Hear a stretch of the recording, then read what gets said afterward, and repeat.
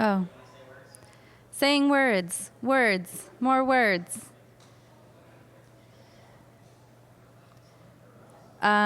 Yeah, I think it's working out for Brooklyn, Austin, but Gainesville, Austin, it might be.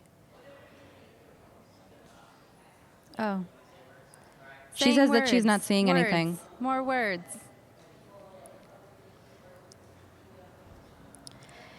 He Yeah, sees I think us. It's working out for Brooklyn, Austin, but Gainesville, Austin, it might Words. be. Oh. She Saying says that she's words. not seeing Words. anything. More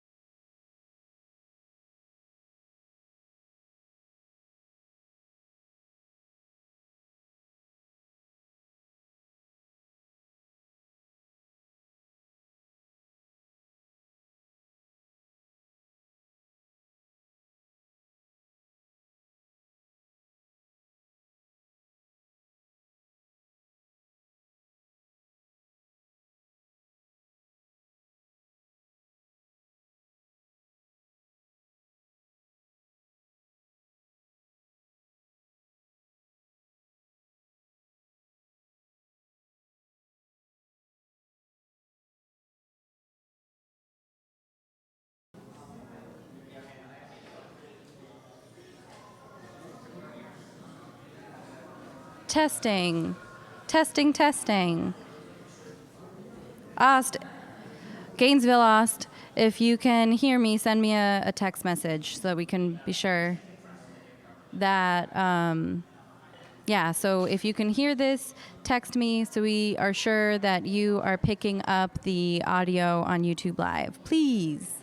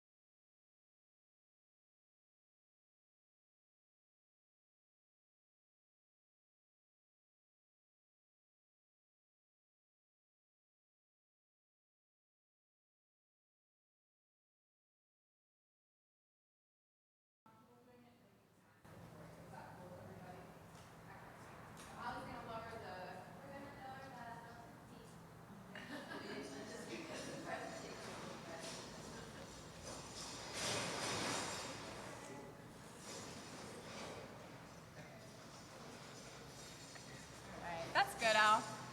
That's good, Al. Keep it cracked so there's like a little breeze. Yeah? Are you guys ready?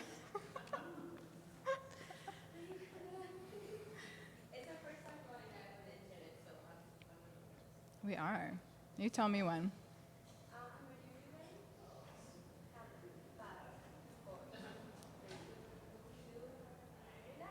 Okay. Hi, everybody. Welcome. Thanks so much to everybody joining us here in Miami. Folks are joining us in Fort Lauderdale, in Gainesville, Florida, Tallahassee, Florida, and also up in Brooklyn, New York. And I think some folks are going to be joining us later from Sweden and other parts of the world. If you're streaming from somewhere else, let us know where you're watching from. Give us a shout. Yeah. So we are One Struggle. We're an anti-capitalist, anti-imperialist group based here in South Florida. And our aim is to build an independent mass movement of varying peoples and organizations that all unify in some way around the fact that capitalism and imperialism are our common problem and our common enemy. And we want to work to coordinate our resistance to this domination and exploitation. So as a part of this effort, we started a project called Seeds of Unity on Instagram. Some of you probably follow us, and maybe that's how you found out about the project. And the point of Seeds of Unity is to try to struggle for this thing, political unity, around concepts, not for intellectual clout, not for the sake of winning arguments, but so that we can construct a common lens of what's going on in front of us, and then how we can act to affect the world around us through organization, direct action, movement, and popular democratic uprising. And that's exactly why we're having this event today, to try and build unity about fascism specifically, and the fascism that's developing here in the US and how we can organize to resist it. We're looking at the US specifically, but for friends watching in other parts of the world, for people here in Brazil, from Brazil, you'll probably find that a lot of this is applicable to the places that you're from. That said, we'll be going much deeper into fascism through our Sprouting Theory series on Seeds of Unity, but also on our website, onestruggle.net, shameless plug, in the coming weeks. So you can always find what we're going to talk about here. You'll find it there. You'll find it on Seeds of Unity. And you can always, should tell us your thoughts and your opinions about any of that.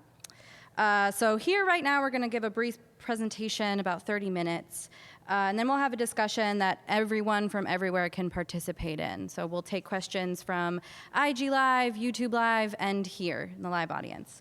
There's a lot we're going to try and cover in a short amount of time, so if something seems incomplete or you disagree with something or you have questions, please definitely bring it up in the discussion that'll be happening after the presentation. Clarification, disagreement, struggle, all of that is how we build unity. So don't be shy. We need your perspective. So with that, let's go ahead and get started. And start with the video. Audio. Audio through the house sound. Oop. Technical difficulties. Does it concern you that many people saw that tweet as racist and that white nationalist groups are finding common cause with you on that point? It doesn't concern me because many people agree with me. And all I'm saying, they want to leave, they can leave. This land is our land! This land is our land! This land is our land! This land is our land!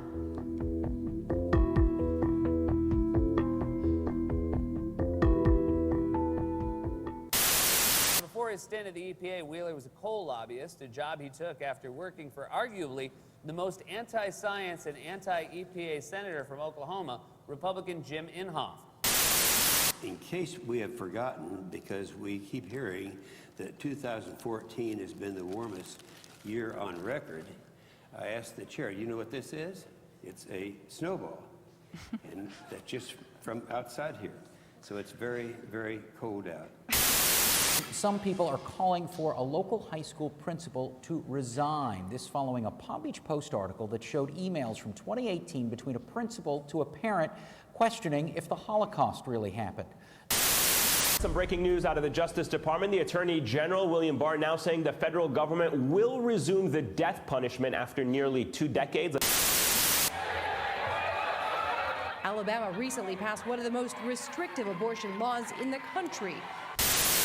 These women were being told by CBP officers to drink out of the toilet. They were drinking water out of the toilet.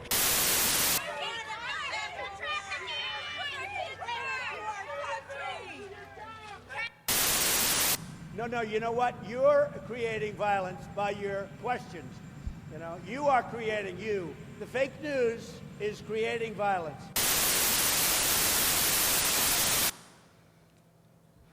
All right. So obviously, we're in an intense moment in time right now, and a lot of us are crying fascism. But why is that? We see images on the internet proclaiming fascism is capitalism in decay and capitalism is crisis, and we share or hit the like button, but we don't maybe necessarily know what those things mean. The problem is that besides these images and proclamations, there are claims that capitalism is freedom and democracy, or fascism is getting your guns taken away. According to the internet, cops are fascist, socialists are fascist, prisons are fascist, censoring nipples is fascist, Trump is a fascist, Hillary Clinton is a fascist, Bernie Sanders is a fascist, anti-fascists are fascist. So, ooh.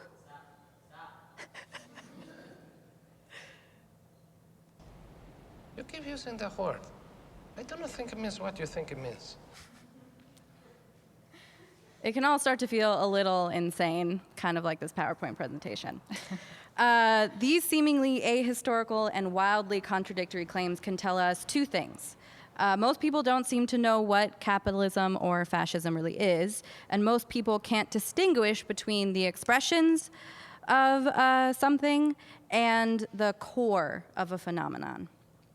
So our aim for this presentation is to show that fascism is a problem of capitalism, and that because of this, our resistance to fascism has to be rooted in addressing capitalism. To do this, it means organizing outside of capitalist methods and building an independent movement, building unity, theory, politics, ideology, and action capable of banishing fascism to the realm of history forever. So to start, we're going to drop a little bit of a bomb on you guys. Trump is fascist. Gasp. So maybe not that much of a bomb. We see him cozying up with white nationalists, appointing ultra-conservative judges, pulling lobbyists and leaders of special interest groups into positions of power. It's like we've fallen into a wormhole that's brought us back in time to a version of the 1940s that somehow magically has Twitter. But it's important for us to understand not just the fact that Trump is a fascist, but why Trump is a fascist. Despite what some historians and politicians and news organizations propose, there is no one uniform theory of fascism. It's a tendency of capitalism, and it takes specific shape based on the unique historical and political circumstances of class struggle in a society. The fascism developing in the US will not be identical to what occurred in Germany. So instead of arguing about who or what is a neo-Nazi, we can and should be developing some general understandings of what spurs fascism and its characteristics. Hail Trump! Hail our people! Hail victory!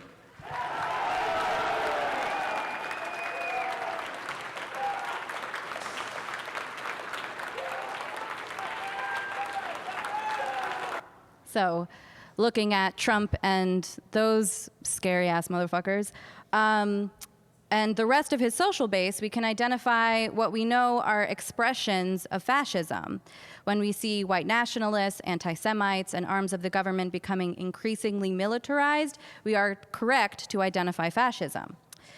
Nationalism, religious extremism, xenophobia, racism, Islamophobia, transphobia, and individualism are used to divide and pacify us while fascism consolidates and takes power.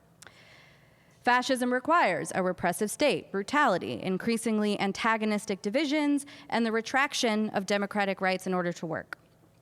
But none of these things actually fuel fascism itself. What fuels fascism or allows it to become expressed is an economic crisis of capitalism. It arises as a political and ideological form capitalism takes to deal with this crisis, where two methods of accumulation are vying for power and dominance with no unity within the capitalist class over how to advance. Now, keep in mind, even without a strong fascist fraction, the capitalist class is always divided. The built-in imperative of capitalism is ever-increasing growth, profits, and expanding markets. Within the capitalist class, there are all these varying and competing interests, mostly based on how they accumulate their form of wealth or capital. It can be rooted in industry, in banking, or a mix of both. The politics we see expressed through parties, political parties, and all levels of government are representations of these competing economic interests. Now, these representations will appear to fight for morality, stability, progress. Fractions of the capitalist class will make us pawns in their game through these representations. But in reality, their solutions and propositions only serve them, not the masses. When we look at Trump's policies of economic nationalism, bringing back coal and manufacturing to the US, a focus on infrastructure projects, these are old traditional forms of accumulation that he's trying to revive in the United States. Not because he actually buys his own rhetoric, but because this sector of the capitalist class needs the return to industry in order to keep reproducing itself. This is why we're not likely to see Trump creating well-paying industry jobs after eliminating immigrant labor. He will stoke the ideology of nationalism to get American working people to think he represents their interest. Then factory and industrial labor will likely be relocated to anti-union, right-to-work states, mostly in the South, and/or we will see an increase in manufacturing done by exploited prison labor, or by robots who don't need to get paid a wage. But the solution isn't really as simple as all that. What Trump and the fascist fraction of, or that he represents is trying to address at this moment is a seemingly irresolvable contradiction between finance capital and industrial capital. Okay. So industrial capital, what is that? It's manufacturing, it's mining, it's infrastructure. That's a GIF. Turning raw materials into goods and commodities produced by the working class. And this is where value actually lives, in physical goods and products, right? So this is the backbone of capitalism. And it's what drove advances in technology and increased and exploited labor force, driving the Industrial Revolution that made capitalism the way forward and left feudalism behind, right? So capitalism, again, it requires industrial production or industrial capital. But because, remember, capitalism is always trying to expand markets, profits, ever faster. So banking and finance capitalists came about and started pushing for a new way of accumulating capital through credit, through finance, and speculation. So now there's another GIF. It's a stock market GIF. And this made for much faster profits and was way cheaper than producing goods, right? Like you don't need workers, you don't need factories. It's kind of become like the heroin of the capitalist class because they get insanely wealthy incredibly quickly. So they all scramble to offer credit cards, give out loans, or buy up big bundles of debt, even though they understand and know that this is toxic for the global economy. And that's because it's not based in tangible goods. Remember that real value. It's fictitious capital that needs eventually to become grounded in something hard, in real value. So this crisis of finance capital is coupled with the fact then that industrial capital also has to continue to expand ever faster. And then we see this contending with the physical limits of the natural world, right? Global climate change. So the reality is there isn't really enough physical production that could anchor the insane amounts of speculative and finance capital being accumulated. So this is why we're calling it a structural crisis. It's different from the past because the very imperatives that are inherent to capitalism are contending with a complete breakdown of the economy, of society, and our planet. So now capitalists have known about this crisis for a while.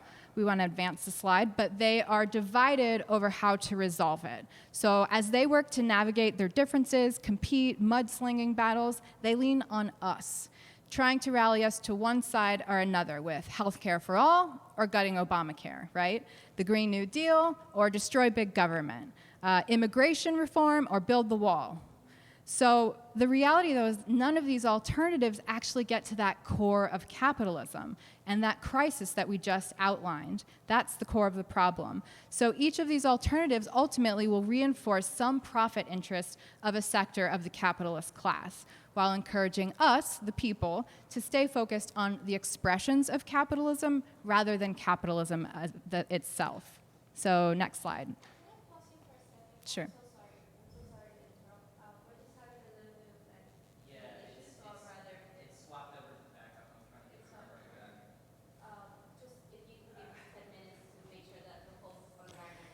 Ten whole minutes.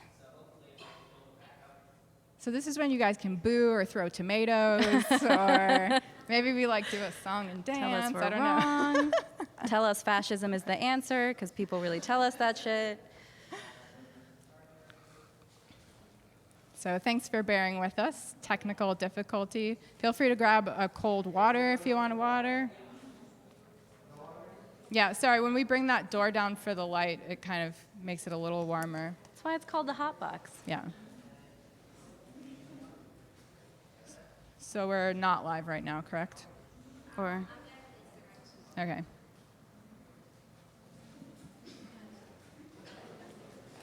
I mean, that's supposed to be the YouTube backup right there, which it is supposed to switch to. Okay, we're back. Okay. Oh, okay. All right. Much better. Okay. Sorry. Oh, no. Okay, so we're going to get right back started, y'all. So again, there's this crisis of finance capital. We're going back and forth. People are trying to tell us to pick a side, but ultimately, none of these alternatives are getting to the core of the problem. We're just keeping us focused on the expression of capitalism rather than capitalism itself. So next slide. So this just happened yesterday. Trump is trying to say that Antifa is a terrorist organization and make it illegal. So as this crisis gets more acute, we're going to see more repression, we're going to see division, the manipulation of people's rights, things we associate with fascism, right? But these are also inherent to capitalism. So even during times when, say, there's a more liberal domination, think Obama era, when economic prosperity maybe doesn't require this brutal form of oppression. The distinction is that fascist ideology is like capitalist ideology on steroids. So it gets rid of any of those liberal concessions. So it's like bootstraps, deregulation, privatization, patriotism to the max. Next image. It creates a social base blind to reality, ready to blame all of these crises and problems that are rooted in capitalism and imperialism on some other, whether that's the poor, the lazy, liberals, immigrants. Next image. Trump and his social base are working to consolidate fascism, but we have to recognize that the conditions for it have been in development way before his candidacy. Republican, Democrat, third party, it doesn't matter which it is, they will all end up serving capitalist interests. And we are facing this problem because of capitalism, not because of any single politicians or parties.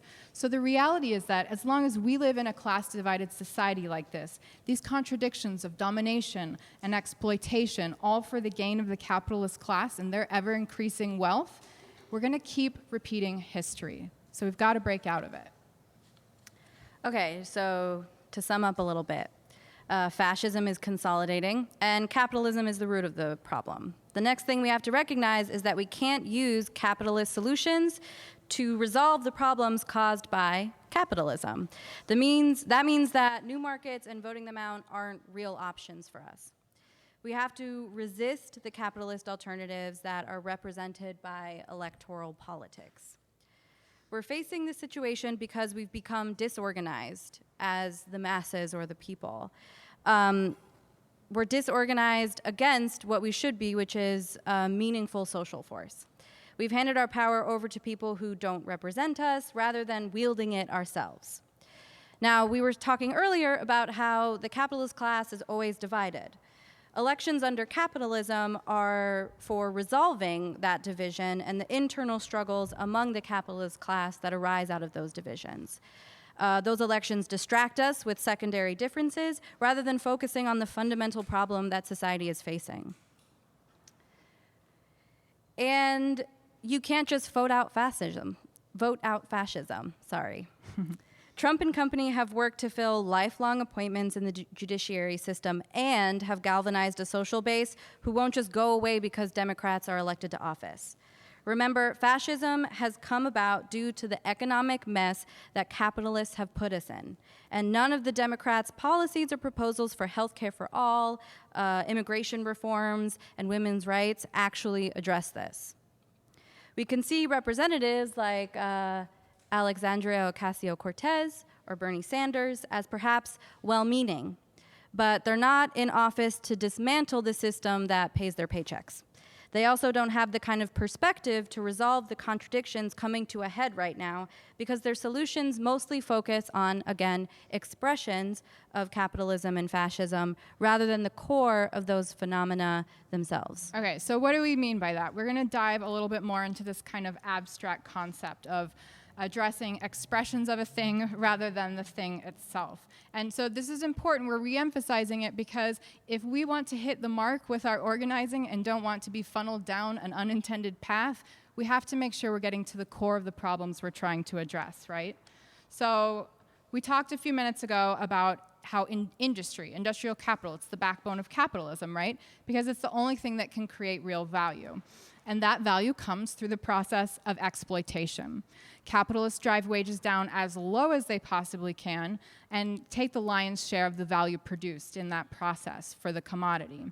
And that contradiction between that unpaid labor that creates the thing and the surplus value that the capitalists steal, this is the core of capitalism. And that core permeates everything surrounding us now. It's what built this building.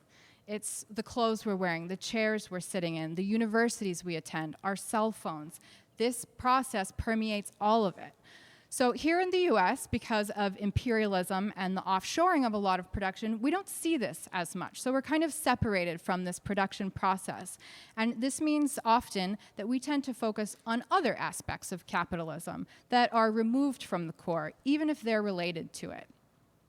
Next image. So this is what we're seeing now with identity politics, with immigration policy, environmental issues. In terms of our current understanding of capitalism, mistaking expressions for phenomena typically keep us from being able to identify our common enemy, the capitalist class, and getting organized in our own interests. So often what we see instead is we get wrapped up in our own individual existence and carving out a more equitable placement within capitalism for ourselves, and we tend to lose sight or have any conception of what collective liberation could be. So then there's also, all right, so we really want to address capitalism, and we're going to poke at that. We're going to try to get to it. Again, this focus on expressions of capitalism instead of the core can take us into some tricky territory. So for an example of what we mean, we can look at the environmental movement, which has largely embraced capitalism as hugely problematic, right? That's pretty easy to see. So next slide, and probably the next one too. Yep. Okay, here we are. So obviously, rampantly using up finite resources and massive waste are qualities of capitalism that environmentalists have beef with, right? So we see struggles for conservation, reducing emissions, making production more sustainable for the planet, getting away from single-use plastics. But none of these actually, again, get to that core and resolve the contradictions of capitalism because they're not getting to that core, that exploitation of the working class. So raw materials don't create commodities. Human beings do, workers do. And often they do it for really meager wages in terrible conditions, dangerous often. So tapping the earth dry while simultaneously poisoning it, these are expressions of capitalism that could morph and develop into something potentially more sustainable. But again, it would reinforce a profit motive. So if we only address the expressions, we may come out on the other side of this with a planet that's not on fire, but that's only livable for a very distinct portion of the population on it, of distinct class. So this focus on expressions is also why it's possible for environmentalism or any movement to potentially carry a fascist tendency. So what does that mean? Literally, we can have eco-fascism. And again, this isn't unique to the environmental movement. Maybe it can seem like a stretch that Hitler's blood and soil chant can actually extend into a modern context, but eco-fascism, much like capitalism itself, disregards human life as part of an autocratic approach to the crisis of capitalism's ever-increasing need for expansion and consumption. So what does this mean? We hear things like proposals for human population control and a, quote, natural survival of the fittest approach to famine and natural disasters, as well as ethnocentric calls to reclaim and return to the land. These are fascistic tendencies. So if we advance to this slide, this is from our Seeds of Unity account. This is someone who was commenting on a post we made about fascism. So you see that they are, these are all of the different things that they are advocating, very fascistic, and also promoting protection of the environment. So when I looked at his page to understand his perspective, he is openly advocating for eugenics, to eliminate incorrect genes and reproduce society with the correct genes. And do you know what genes those are? Guess. White genes. This is what we're swimming in, y'all. So it's very real. And this isn't the only eco-fascist we've encountered. And what these eco-fascists show us is the populist tendency to swing far left or far right when we don't address the core of class struggle. That's because mistaking expressions for the phenomena itself allows for even progressive ideas to end up serving fascism. And we can see other examples of this. Movements centered around racism, for example, have brought us Martin Luther King Jr., as well as extreme Black Hebrew Israelites. In the case of King, his involvement in integrating Black folks into capitalism by demanding the state recognize their democratic rights made him realize the class antagonisms at the root of that struggle and racialized oppression in general, which is why he later began the Poor People's Campaign, uniting all poor people. But institutions like the Israelite School of Practical Knowledge or the Nation of Yahweh conversely take racial oppression as evidence of white people's inherent evil, which justifies hate, separatism, and even extermination. Without an understanding of class divisions and their tendencies, we can easily spiral out into the extreme complexities of each of these expressions, which do have their own discrete histories and justifications, and not all of those are completely devoid of reasoning rooted in the real world. Oppression is real. Environmental degradation is real, but they are also expressions of a global social arrangement that doesn't serve just men or just white people or simply corporations.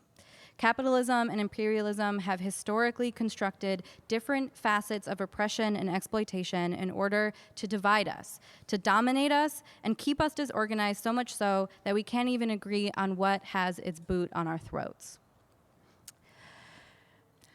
So, hopefully, after all of that, we've convinced you that in order to combat fascism, we have to address capitalism, because fascism is capitalism just with rabies and on steroids. And we know that capitalist solutions like electoral politics aren't going to get us there.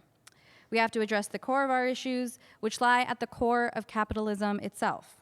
Rather than capitalist alternatives, what we need is a truly progressive alternative, collectively constructed by the masses, exploited and dominated by capitalism. P.S. That's us.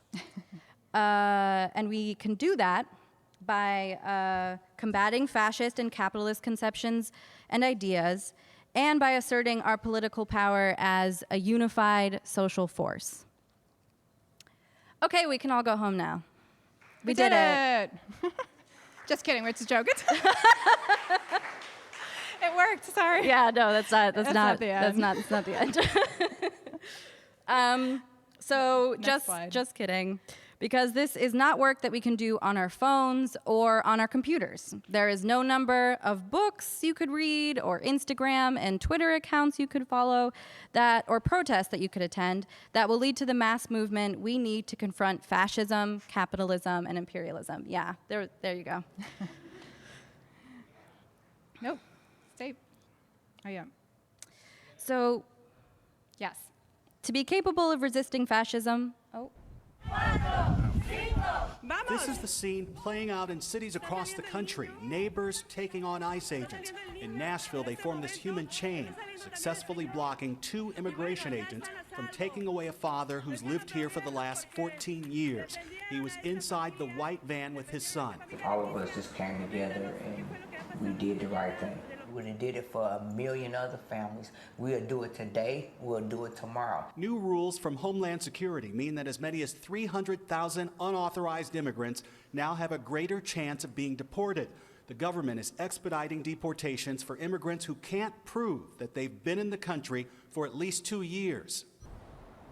Federal authorities point out that there were more of these forced removals under the Obama administration.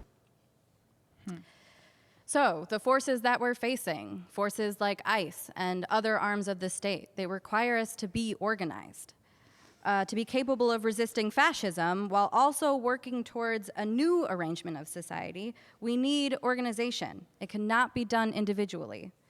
And the way we organize should be shaped and determined by the future we want to build. One free of class divisions and other false divisions along the lines of race, gender, sexual orientation, immigration status. A world where everyone is empowered to engage and to lead. One in which we have a new conception of what democracy means and what it looks like. We want a world where our very mode of existing as a society does not hinge on the exploitation of people and planet. So in organizing now, we cannot replicate capitalist structures and practices like bureaucratic relationships, competition, and individualism. Instead, we need to be building the embryo of a new social relationships and structures for a different society. Okay, and so for us, the backbone of this work, right, of trying to build new structures, new relationships, is something we call political unity. And to us, the basic idea is that you can't have collective work, democratic relationships, or organization if you don't have a common level of agreement. Otherwise, you're just following someone else's ideas or someone else's orders.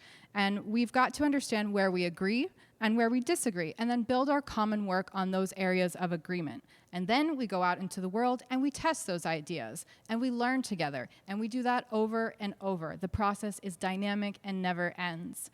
And political unity also is not passive. Next slide. It's based on struggle. We demarcate from our other people's positions and alternatives, and we work to democratically convince folks of ours. If we want to build democratic organization, we have to win people over to our ideas, to adopt them as their own, and most importantly, to contribute to them, to develop them. So this means no one should ever be asked to do something that they don't have unity with. It means we should never impose our perspective. That's what fascists do. We can't convince people with incentives or empty promises. We have to be patient, and we have to allow people to have their own experiences, to come to their own conclusions, to confirm, reject, or develop our perspectives. And most importantly, developing political unity means that we constantly have to criticize our efforts, and we have to be open to criticism from others. So building off this idea of political unity and where we agree, we have to recognize there will always be differences. In a social movement, but even in this room, there will be varying levels of political unity and consciousness. We can try and squeeze everyone into one giant organization where everyone has to agree to one perspective, but then others are going to be squeezed out. There needs to be space for a range of perspectives and ways for people to plug in and play a role in whatever capacity they can, from progressive to revolutionary. One struggle, is an intermediate level group. So we share unity around a common problem, which we identify as capitalism and imperialism, and we work to understand it and build a movement to resist it. But beyond that level of unity, many of us diverge. We don't really see eye to eye on what the future will look like or how exactly we'll get to that future. Understanding our unity allows people with a range of ideas to organize and work effectively together without spending valuable time arguing about a future that realistically we are pretty far away from. We feel the intermediate level is an important form of organization to have, especially at the moment when political and class consciousness is at an all-time low. This form of organization can help to be the embryo of a mass movement, germinating consciousness and lots of different forms of organization. Okay, so we're growing organization. It's based on political unity. You're together, right? You're ready to do something. So what is our objective as an organization? What do we do? It's not just about taking action. That's a part of it. But without theory or a guide, we can often end up right where we started. Remember Alice in Wonderland? So this is what we call the activism loop, right? It's action for action's sake, and no theory. So we move from protest to protest, action to action, expecting that an amalgamation of action will take us to the organization and movement that we need. But throwing milkshakes, punching Nazis, that action is positive, but it's not going to take us where we need to go. Yes, resistance will be part of our movement, but that resistance has to have progressive ideas and hypotheses behind it. So as an organization, we have to be able to collectively develop theory about what's in front of us, how we want to alter it, where we need to go, and how we're going to get there. And again, as we've kind of been emphasizing, for us, an understanding of class and class interests is really integral in this process. So we construct these theories based on direct knowledge and indirect knowledge. So what we're experiencing now in our lived reality, and also what we can learn from others, past and present. But theory, again, on its own is useless. I'm sure you have had plenty of moments like this where it leads to endless intellectual debates. So our theory has to be determined and refined by practice and our own experience in the real world. And we also have to be ready and willing to change, to adjust, and maybe even throw out our theories when reality shows us they are wrong. So from theory, right, we've got our theory, we develop a political line. This is another concept we use. It's like the general trajectory towards working towards our objectives. So for example, this idea of the intermediate level organization, it's part of our political line for building a mass movement. It's not a blueprint or a dogmatic plan with point A, point 1A, none of that. It's a flexible and general guide that we are constantly changing. So the key, or the big key about political line is that it exists whether we think about it or not. So a political line can be constructed intentionally, like the theory of the intermediate level, which we constantly struggle to put into practice and refine, or it can exist unintentionally, like when you're just pissed and you go to a protest and you don't know what's going to happen, but you just got to do something. But every idea and every theory inherently has a political application or trajectory. We have to be able to understand these political extensions and repercussions of theories and ideas. We've become dominated by a culture of sound bites, and too often we limit our understanding of complex realities to that as well.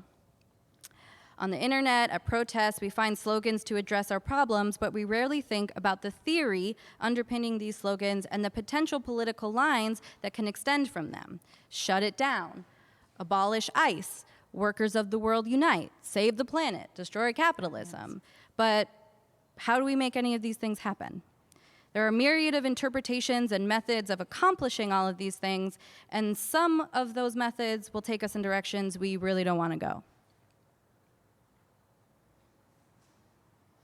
So this is why ideology, the other half of our progression forward, becomes really important, and it gets left out a lot of times. It's huge in making sure that we're constructing an intentional political line rather than falling into an unintentional one. And when we confront the ideologies we've been given by this dominant social arrangement and actually become capable of resisting them, we can start to discern which theories and practices will actually work for our objectives instead of feeding into the bogus ideas that keep us dominated. So we should clarify. When we say ideology, you might think, oh, that means capitalism, that means socialism or communism. We mean it in a more broad sense. For us, ideology is the subjective lens through which you see yourself and the world around you. It's your subjective interpretation of the objective reality around you. There can be a million lenses, right? So every societal transformation, every revolution, every social movement has carried with it an ideology. It's a vision in which people can see themselves, their interests, and a possible different future. Our ability to build a real and powerful movement will hinge on our capacity to bring an ideology that people choose to adopt, that they take adapt, and run with it, and that they can develop themselves. So let's go to Robert Ray. Yeah. Yep, okay. This is Robert Ray. He's head of the Daily Stormer, a neo-Nazi media organization. So we're seeing an intensification of fascist ideology that is trying to normalize and build acceptance of a level of violence, racism, and xenophobia that we can easily see escalating into something far more dangerous than just a chant of "send them home." We can sense and we can observe a correlation to what happened in Nazi Germany. Prior to concentration camps and human incinerators, there was a very violent ideology that set the stage for those kinds of actions. So to destroy fascism, we can't just beat up Nazis. This will be part of it. But we have to destroy their ideas. At the same time, we have to rally people to ours. So this is TPUSA, Turning Point USA. They're founded by Charlie Kirk, who's formerly affiliated with Breitbart News. And TPUSA's mission is to build the most organized, active, and powerful conservative grassroots activist network on college and high school campuses across the country. Here in Florida, they are present at every state university. They are present on every Miami-Dade College campus. So you look at these kids, they're not Nazis, and they likely don't consider themselves part of the alt-right. But the political line of these ideas are fascism. They reinforce fascism. And they are serving as foot soldiers, many of them unknowingly, to spread this ideology. So we're seeing Nazis on university campus, or the beginnings of Nazis, and we're generally seeing this intensification, which is freaking all of us out. And everyone is looking for alternatives. We have to be capable of exposing and breaking down some of these alternatives that come from really backwards ideas, and at the same time, we have to be capable of showing a progressive path forward. Our resistance and existence depends on our ability to shake capitalist ideology of individualism, competition, passivity, and escapism. We have to be able to recognize ourselves in relation to a collective. Rather than building followers, we must build a multitude of leaders. Everyone has the capacity to lead when empowered to do so. We hold the power to make societal change, but first, we have to take the uncomfortable step of doing something no one has taught us how to do, which is to resist. When we share political unity, even in small numbers, we can be incredibly impactful. I mean, think of the neighbors that were resisting the ICE agents. We can be creative in our resistance, and we can be powerful. We need to start counting on our own strength individually and collectively. We have to start thinking independently to build our own theory, politics, ideology, and organizations. We need to start from the ground up, getting organized in our schools, our workplaces, our neighborhoods, and elsewhere. So this is how we can construct a movement. Webs and networks of organizations, structures, and individuals coordinating resistance based on those varying levels of political unity. And it's through this organization, this concrete form, that we can struggle to build new ideas, new practices for society. It's how we start the work of breaking down false divisions of racism, misogyny, transphobia, xenophobia. When we have political unity, a collective ideology, and strong networks of organization and mutual support, we can begin to provide an alternative to the current arrangement of society. So right now, it seems like we're watching society devolve, right? It feels like we are going backwards in time rather than forwards. The fact that we are in this room, we need to acknowledge the fact that we're able to have this conversation has been made possible by progressives, militants, and revolutionaries from the past who organized and fought back. They resisted the dominant ideas of the time and pushed for a progressive path forward. So now it is our turn to do the same. So the time to get involved is now. Stop making justifications for why you cannot do anything, and join the struggle in whatever way you can. There are a myriad of ways. Let's figure out if we have unity, and let's build common work. Let's organize to resist capitalism, imperialism, and fascism. Let's struggle for a new direction, one that we collectively shape together. So what we're asking you to do is to join us. And when we say us, we mean the people. We're asking you to stand up, to fight back, and to organize, because our future truly does depend on it. And thank you.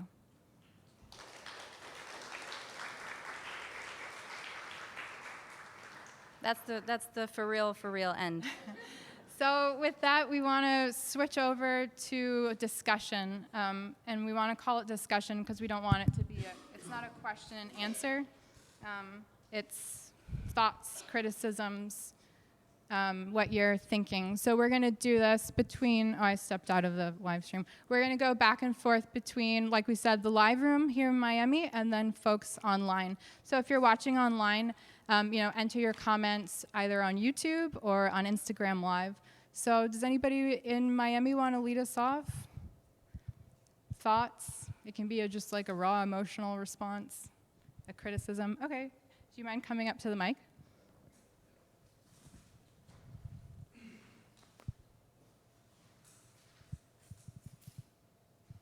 Hi. Oh, this isn't. Okay, cool. So I realized that I probably look like my dad with all these keys right now.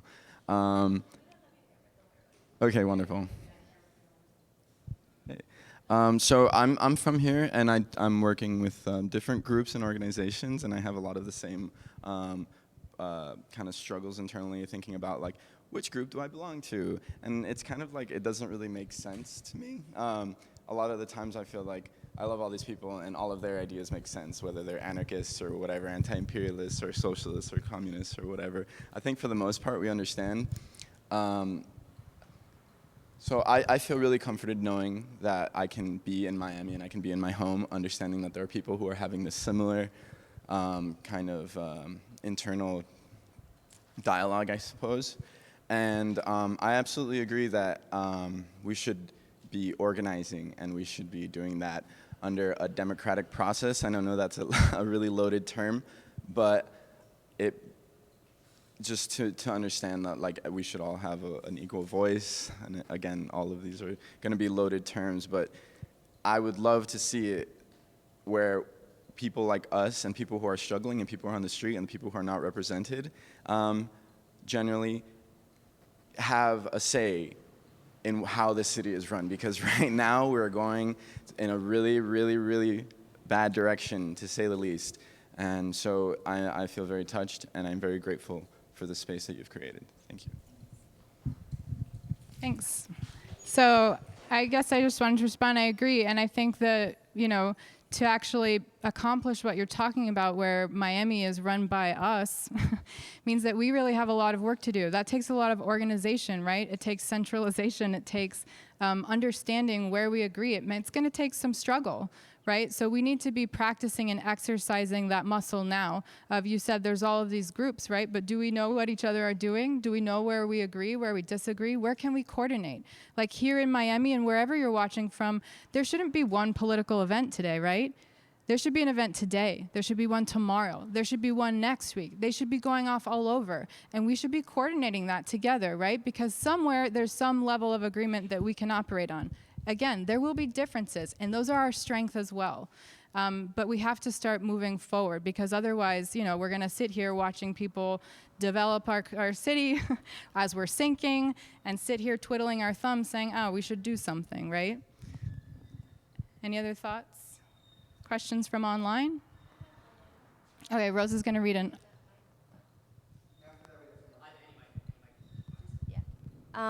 So we have a question online from Gainesville, actually. Oh, it's for Gainesville. It's, I'm sorry, I'm giving you all my back. Gainesville is asking if we could do a short reiteration of the section with finance versus industry, because the audio was cut off, and I don't know if any folks here still have some questions about that. Okay. Yeah. Basically, part of the root of fascism, the root of fascism is this seemingly unresolvable contradiction between finance capital and industrial capital. Is this the part that they were talking about? So industrial capital is the production of goods. It's where the core of capitalism is, because workers make goods, and it's the sort of the surplus value that capitalists steal from workers that creates the sort of core of capitalism. This core is coupled with banking, which and finance, speculation, that's credit, debt, all of that, which can accumulate capital incredibly quickly, but it's also fictitious capital. So these two are contradictory to each other, and at the moment, it's, I want to make sure I don't have to say it if we're good with the, okay. So this contradiction is seemingly unresolvable because there actually isn't enough physical goods, commodities, property. There isn't enough to actually anchor the incredible, crazy wealth that's being produced by finance and speculation. So we have these two different sort of sects of the capitalist class that are vying for one form of accumulation over the other, but in reality, both are toxic and messed up, and the root problem is capitalism itself. Definitely. For the people at home. Oh, so it's for the people. Okay, so it does have. Sorry about that for the noise you just made. Okay, so I would say this. Definitely, capitalism as a system is done with, right? In the sense that it's good, quote unquote good, positive things that it did have already kind of been wasted away. It's been a long time. Our planet is about to get destroyed and whatnot. And so definitely the finance capitalists, the imperialists, are the most at the head of this and the most to profit from, I would say, the status quo. So I would say that the best way to unite us, and we're going to have disagreements and all of that, but let the disagreements be in practice. And I think our unity should come in opposition to the finance capitalists, that is to say, in opposition to the imperialists, which are abundant in Miami. I mean, Miami has spies all over. Miami has infiltrators all over. You know what I'm saying? If you're making noise in Miami, you will have an infiltrator. I 100% guarantee it, right? So my view is that practice will unite us, struggle among each other will unite us, but it's like everybody has to point their quote-unquote gun, right, quote-unquote, at the imperialists, always at the imperialists, always in defense of national liberation movements, which are objectively anti-imperialist in general, not always, right? There's the Kurdish struggle and those struggles that sell out to U.S. imperialism. But in general, we can always unite under that banner. And I think you will find a lot of people that can unite again around that, because you can make it a question of what? Of racism. You can make it a question of what? Of a lack of democracy. There's a lot of ample material that struggle gives us. Before we get to the question from a live stream, does anybody have like a thought or response to that? Maybe something that connects to that? I'll have Carlos first, and then we'll get to you, because he had his hands up before. There we go. Let me see how far. Do I need to come just a little bit? Can people at home hear me? Yes? Okay.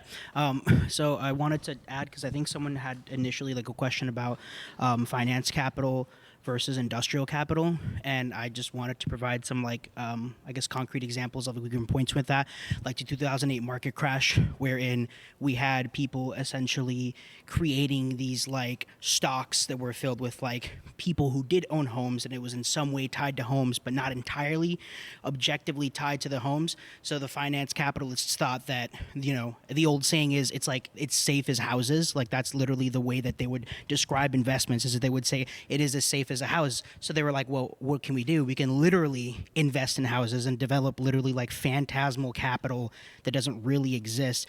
So they would have that. Industrial capital, I think when we think about it, would be something along the lines of like when we start thinking about shortages of raw like material commodity goods, where we start like not having iron, or we might not have oil, or we might not have some other sort of like commodity like cotton for textile production. I think that's where we start to get the thing. But the thing is that there is a world of international capital that builds off of that. And I think that there was another quick point that I wanted to address as well is that in many ways there is still a way that a lot of the capitalist class works consistently to try to pacify worker consciousness, wherein we may not think about that, right? So even when we utilize media outlets and we utilize other forms of media in order to develop cohesive ideas, these media outlets are still manufacturing the popular consent. It's still this bourgeois thought that's developed at the top and then is disseminated from the top down to the bottom. And so even the level of radical freedom, it's like the conception of our freedom is still determined and defined on their terms when we think of freedom, because what freedom looks like is still defined on those terms. So I just wanted to add those two things. Nothing. Cool, appreciate it. Do you have any questions? Yes. First, and then we'll get to. Oh, you got it. I'm going to piggyback from what he just said on the concept of freedom. Freedom is a class concept. You fight for it or you gain it. And I think in the struggle there, we need to understand, distinguish democracy to bourgeois democratic rights. Democracy is an abstract. And I'm going to say something most of people here may disagree with me. Democracy is the dictatorship of a class. You have the freedom to speak. You have the freedom to travel in the United States simply because it benefits the bourgeoisie, the capitalist class.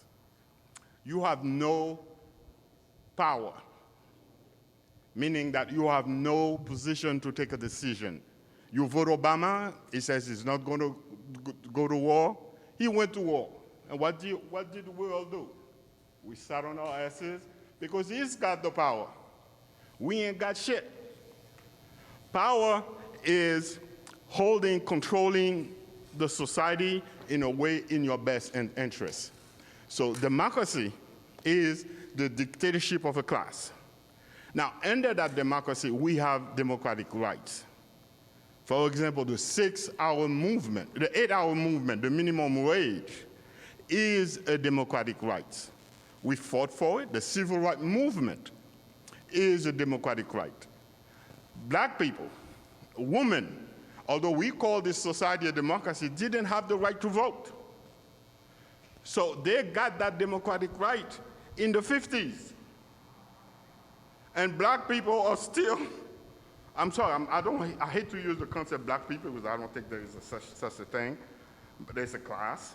But at the same time, I'm going to use it to make it easy, but please don't take me as a word for that.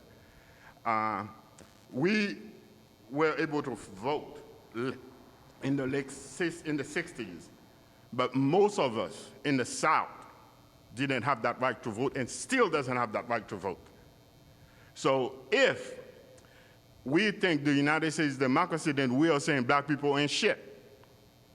Because when the time we were saying this is the best democracy in the world, they did not have the right to vote. So how the hell are we going to agree with that concept that we are living in the best democracy of the world, then there are some people excluded from that democracy. So my interpretation of the democracy is power. Whoever got the fucking power is the one that are benefited from that democracy. We have democratic rights. We could go and call this morning and call American Airlines and buy a fucking ticket and travel because it benefits them. You got to use a credit card. The bank is going to be happy. American Airlines is going to be happy. So there's a distinction. And there's another point I'd like to add about idea. Idea is not a theory. In theory, there are ideas.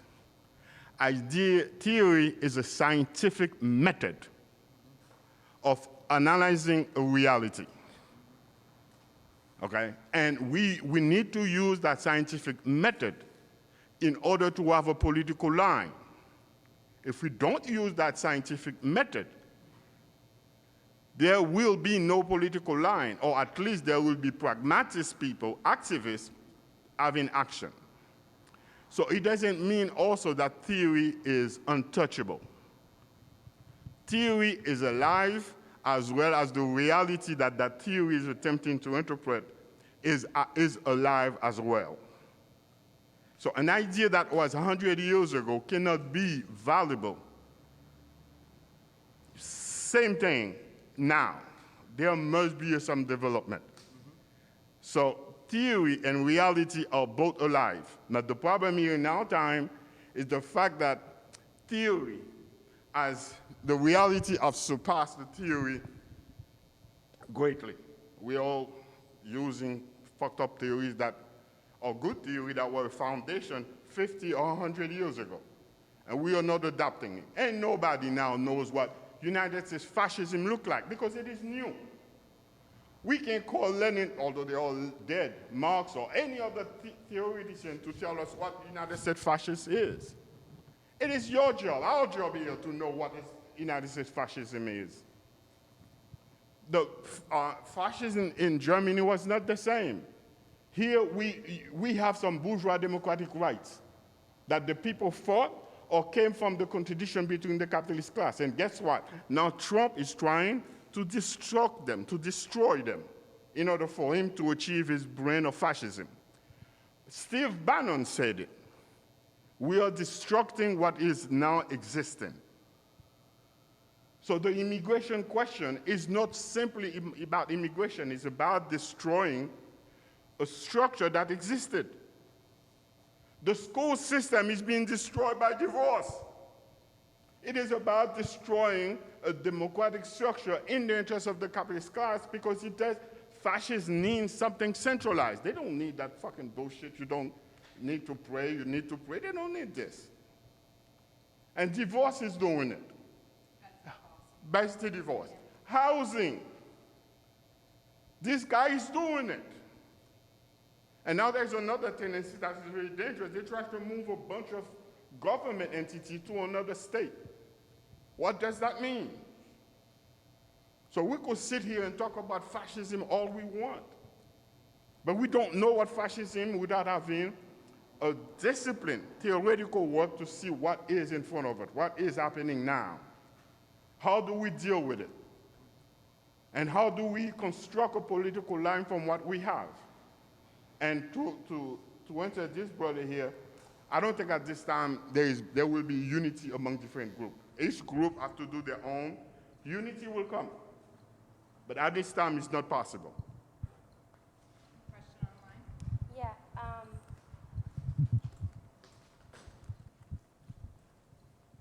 Sorry, this was a question. Oh, yeah, I have a mic here. I'm sorry. We had a question from Tallahassee. I hope they're still connected. I lost the live feed for a little bit. I'm sorry. She was asking that based on someone who works in a capitalist system, right? Because we can't escape the idea of our jobs and our reality. What are some things that she can do or that they can do under that structure? Malia, if you can hear me and if you want to repose your question, because I lost it on the live feed. But more or less, that was the idea. So we didn't get to choose this society, right? We were all born into it. I was born into capitalism. Who else was? Okay, all of us. Surprise. So, but that doesn't mean that society can't change, and it doesn't mean that we can't push for something different. Capitalists did the very same thing. Feudalism existed before them, right? But they organized, they built an ideology, and they rallied people around these concepts of private property, of individual wages, and selling your labor, things like this, right? So what is our ideology going to be? And to figure that out, we have to build organization. So all of us are going to contribute. Like, the point isn't to like guilt yourself around going to your job. Everybody has to pay their bills, because if you don't, you'll get kicked out of your house, right? This is the violence of the system we live in. This is capitalism. So, but it starts by like those neighbors, you know, that we saw online, starting to build organization, to build political unity so that you do create space to resist. And we are starting to build these structures that maybe can transition us into something different. But we won't know what that looks like until we start doing it. There's no real blueprint, right? Because we have to build it ourselves. And anybody that comes to you with a blueprint, you should be wary of them. Because that has to be built through a lot of people's participation, not by one person coming with a solution. So I don't know if that answered the question. So Malia just wrote back from Tallahassee again. It's not what we can do in the structure, but what are the first steps while we're in the system for survival. So like Sarah was saying, it's just the basics of that. There's no blueprint on how we do this. We have to figure it out as we go. And just the fact that we're connected here and we can openly have this conversation, and for now a safe space, it's the beginning of something. It's the beginning of organization. I mean, an organization starts with two people, right? That's the beginning of an organization. Two people and a plan. We can make it more deep than that, but you know, if you are in a workplace and there are issues with your workplace, start an organization. You know, if there's something happening in your neighborhood, start an organization, talk to your neighbors. It starts in this we have a lot of work to do, to be real. I was talking about with some folks before the event. We walk down the street here in Miami and people don't even acknowledge each other. And we're talking about running a city or taking power. We have to start talking to each other as a very starting point. And that might seem really microscopic, but we also have to recognize where we're starting from.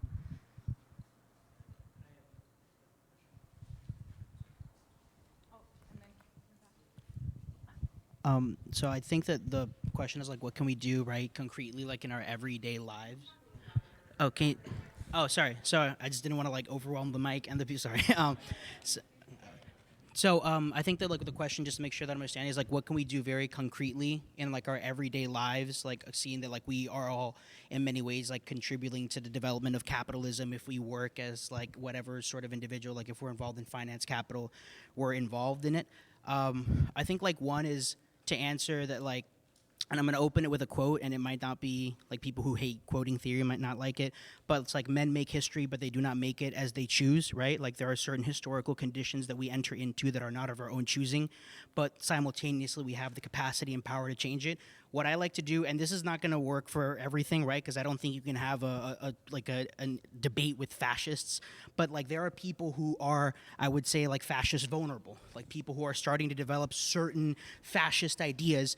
And there, I think I would like to bring it back to the dialectics. We can enter into a conversation with people who are not on the extreme, absolute right fringes. If you have a family member who has some maybe mildly racist views, you can talk about that. Like, that is a dialectical process. Like, historical material reality is always engaged in a dialectical process, right? If you have water and you add fire to it, you get boiling water. Like, that's just kind of the way that I've interpreted the world's working around me. And I've had friends who are Trump supporters who have managed to, of course, and like, I want to preface this and really emphasize it. I'm not saying enter into dialogue with like fascists and white supremacists, but there are people who are vulnerable to that, and you can orient them away from it. And I think that insofar as like unity, fascism is an external contradiction. There is unity that can be built against this external contradiction, even though we might all have our own kind of leftist ideas of what that's supposed to look like. When we face an external contradiction, we have to, I mean, it's essentially what Mao did, right? Is that when there were Japanese forces invading China, the nationalist forces, the communist forces joined together to face off against this imperialist force, and that is an external contradiction. So I think that engaging in a conversation with people who are not absolutely far fringe extremists, like you can help and combat that a lot, because at the end of the day, like popular media is already using its mass complex directing people towards certain ideological pipelines where it's like, if you just watch, I'm sure a lot of people have heard of it, like if you just watch one YouTube video with like PewDiePie, you'll start getting like white supremacist like recommendations in your subscription feed for some reason, and that's just the reality. Like there are some ways we can begin to combat this, at least very slightly. Yeah. Hello. I guess I was. I wanted to. I guess first vocalize that I like that this is taking place, because one of the things that fascists will begin to do as they gain power is take this away from us, our ability to just meet and share in collective anything. That's what we saw in Germany, and I agree with what the gentleman said previously about we haven't. Oh, okay. I agree with the idea that this is what we're seeing now is something new, and that what we might have to do, in my mind, is come up with some new practices to combat what we're seeing. But it was mentioned before that it begins with dialogue, and I think that that is the most important part, because when we start to recognize one another at where we are, we can begin to We have to, I guess, my biggest fear is that a lot of this stuff gets left in an intellectual sphere. Like, we can leave this space and we disseminate again. I may never see any of you again. And that's exactly what I don't know exactly, but technology and society and the social strata and everything it feels like it's designed to keep mass movement disseminated and to keep people from organizing against anything. I mean, there have been union busters, and I mean, we've all seen it. We all know the history of preventing mass movement. What I was thinking as I was listening to everything is that all of these ideas are practicable. Where can we take this stuff once we leave here? What can we do? And I think I heard it. Like, we really do need to start acknowledging one another in a very real sense, because that is what is being taken away from us, in my personal experience, in my opinion, because a lot of the experiences in this country, none of us are familiar with, like the people involved in the prison industrial complex. I don't know how many sex workers are present, but, you know, sex slavery and things of that nature are a real reality in this country. And so often, you know, homelessness, so many things aren't represented in groups like this. And we forget that that's a large part of what keeps capitalism going the way it is going, is that those groups aren't represented. So I feel as though, you know, just recognizing one another as we leave. I don't really have a solution. I'm not coming here with a solution, but I heard that said before, and I thought it was really positive, because I don't want to get on the idea that the state or capitalists or any other group has power. I really believe that the people have the power. We're not taxed for no reason. You know what I mean? Like, if we all exist in a system where we're paying someone's debt that was accrued hundreds of years before any of us were born. That's really the reality. There's a system set up so that we have to work to pay off a national debt.